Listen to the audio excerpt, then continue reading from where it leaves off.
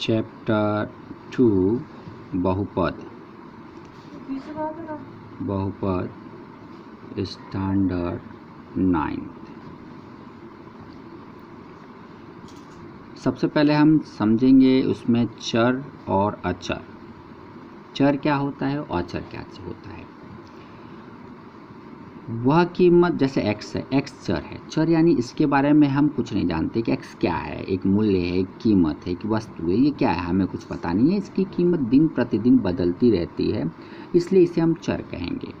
पर मान लीजिए 3 अचर है क्योंकि एक संख्या है, इसे 3 को मैं चाह के न तो 2 कर सकता हूँ न तो 1 कर सकता हूँ, इसलिए 3 अचर है और x क्या है, चर है।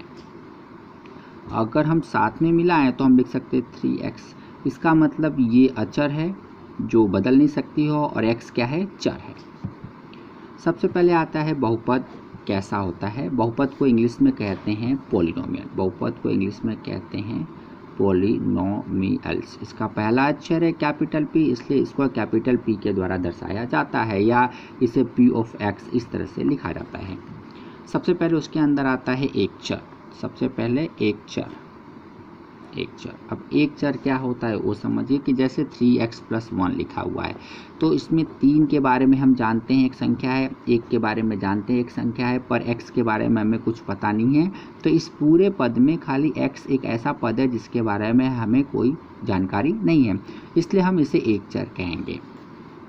x फॉर एग्जाम्पल 3y + 1 लिया तो y भी क्या है, एक चर है, क्योंकि 3 के बारे में जानते हैं, 1 के बारे में जानते हैं, पर y के बारे में हम नहीं जानते क्योंकि y एक ऐसा पद है जिसके बारे में हमें कोई जानकारी नहीं है, इसलिए इस प्रकार के जो पद होते हैं उसको एक चर कहा जाता है।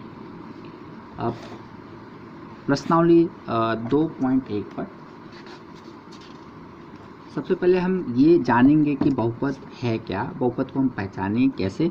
तो बहुपद की पहली शर्त है कि उसकी जो घात होनी चाहिए वो धन पूर्णांक संख्या में होना चाहिए। धन पूर्णांक का मतलब धन होना चाहिए और कंप्लीट नंबर होना चाहिए, यानी जैसे 1 2 3 4 ये धन भी है और पूरी संख्या है। 1.5 कंप्लीट नंबर नहीं है, वो अपूर्ण संख्या है।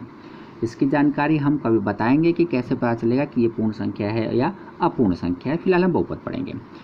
x⁴ + 3x + 1 है, तो हमें पता है कि परिभाषा के अनुसार x की जो घात होती है वो 2 है, 2 धन संख्या है, और यहाँ पे x की घात 1 है, धन संख्या है, इसलिए ये बहुपद है।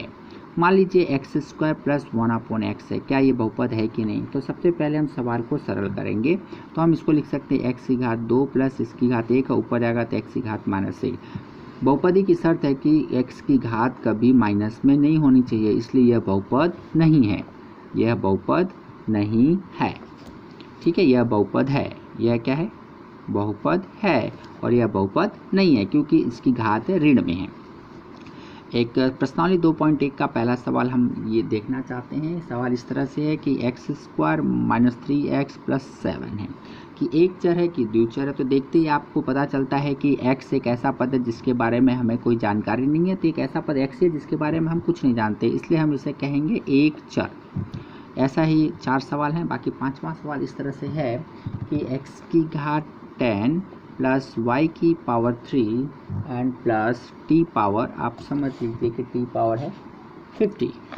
तो ये एक चर नहीं है क्योंकि यहाँ x के बारे में कुछ नहीं जानते, y के बारे में कुछ नहीं,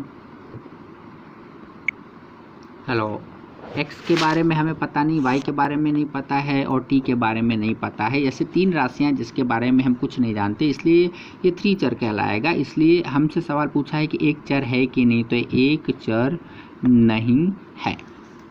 मान लीजिए आपसे पूछा जाए कि बहुपदी x की घात 3 + x² + 1 में x² का गुणांक क्या होगा। x² का गुणांक, गुणांक का अर्थ होता है कि x² के साथ कौन सा पद है। तो जहाँ एक कुछ नहीं होता वहाँ क्या होता है, 1 होता है।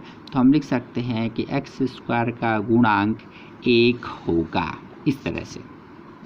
मान लीजिए कोई सवाल ऐसा दिया हो जो प्रश्नावली 2.2 के रूप में है कि एक बहुपद दिया हुआ है p ऑफ x, इसका क्वेश्चन 5x - 4x² + 1 में x = 0 का मूल्य प्राप्त कीजिए। तो इसका अर्थ होता है कि x की जगह हमें 0 रखना है, तो x की जगह हमें 0 रखिए। 5 × 0 - 4, this is 0² + 1। 5 into 0 0 -4 0 square 0 plus 1 0 4 into 0 plus 1 total you get 1। इसका अर्थ इस तरह से 2-4 सवाल हैं, इससे P1 P2 P3 आप याद कर सकते हैं। मान लीजिए आपसे इस तरह का सवाल दिया हो कि P of y equal to y square minus y plus 1, आप P ऑफ 1 का पता लगाइए। तो y की जगह 1 रखो, 1 स्क्वायर माइनस 1 प्लस 1 ये कट हो गया, 1 स्क्वायर 1, तो इसका मूल्य 1 हुआ।